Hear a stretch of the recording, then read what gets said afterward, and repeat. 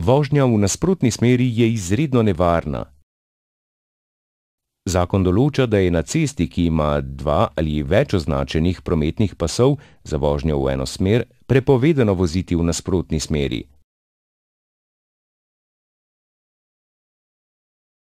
A vožnja v nasprotni smeri ni le prepovedana, je tudi izredno nevarna.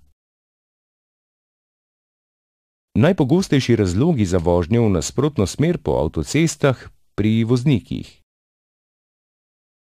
Namerna vožnja v nasprotno smer, na primer zaradi neupoštevanja prometne signalizacije, objestnosti, stave, vožnja pod vplivom alkohola ali mamil oziroma drugih psihoaktivnih snovi, ko se voznik ne zaveda svojega dejanja, ali slabše psihofizične sposobnosti za vožnjo, zaspanost za volanom, bolezenska stanja in psihične motnje.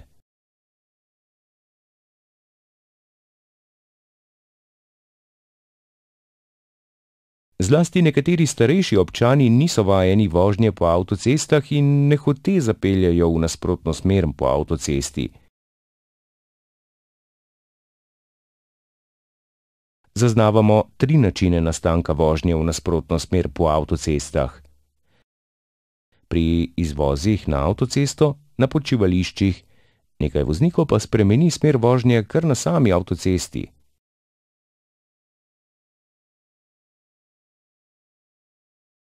Kaj svetujemo vozniku, ki je zapeljal v nasprotno smer?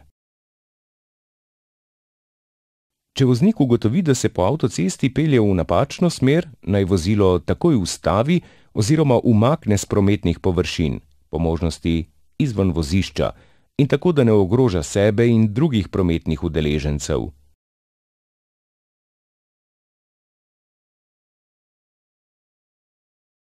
Voznik naj obvesti policijo, ki bo poskrbela za ustrezno zavarovanje kraja ob obračanju vozila v pravilno smer.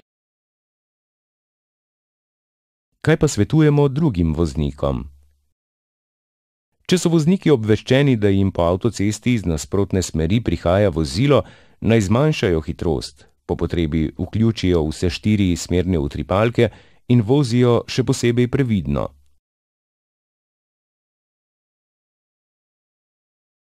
Vozijo naj po desnem smernem vozišču in naj ne prehitevajo. O voznikih, ki vozijo v nasprotno smer, naj obvestijo policijo. Ukrepi policistov. Policisti kršitve neposredno zaznajo sami ali pa jih o tem obvestijo vozniki, ki so kršitev opazili. V takšnih primerih poskušajo policisti nevarnega voznika čimprej ustaviti in vozilo odstraniti na odstavni pas oziroma drug primeren prostor. O nevarnosti, ki grozi drugim voznikom, obveščajo medije, na primer radije, in upravljavca ceste, da lahko o nevarnosti obvešča prek obvestilnih tabel na portalih.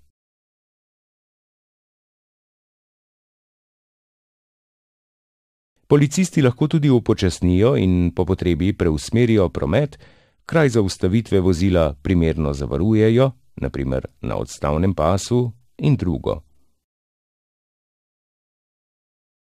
Kršitelju določijo sankcijo in poskrbijo za varen odvoz vozila. Če kršitelja ne izsledijo takoj, začnejo zbirati dejstva o okoliščinah prekrška, ki so potrebna za prekrškovni postopek, na primer s pomočjo obvestil drugih voznikov.